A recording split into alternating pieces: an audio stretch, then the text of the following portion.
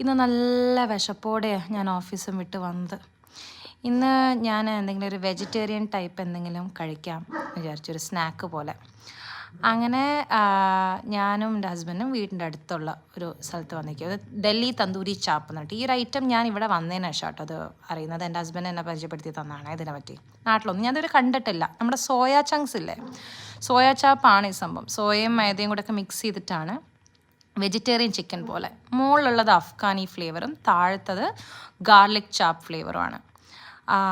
ഇതാണ് ഡൽഹി തന്തൂരി ചാപ്പ് എന്ന് പറഞ്ഞൊരു കുറേ ബ്രാഞ്ച് ഉണ്ട് ഇവരുടെ. നമ്മുടെ ചിക്കനൊക്കെ തന്തൂരി ചിക്കനൊക്കെ തൂക്കിയിട്ട പോലെ ഇവരത് അങ്ങനെ നമുക്കത് അവരെ തന്തൂറിൽ നിന്ന് എടുത്ത് വെച്ചിട്ട് നമ്മുടെയൊക്കെ ഇഷ്ടമുള്ള ഫ്ലേവേഴ്സ് മാറി അവർ പല നല്ലോണം നെയ്യും മസാലകളും, പിന്നെ ഇത് അഫ്ഗാനിക്കുള്ളതാണെന്ന് തോന്നുന്നു. ഇത് മലായി അല്ലെങ്കിൽ ക്രീം ആണ് അവർ ആഡ് ചെയ്യുന്നത്.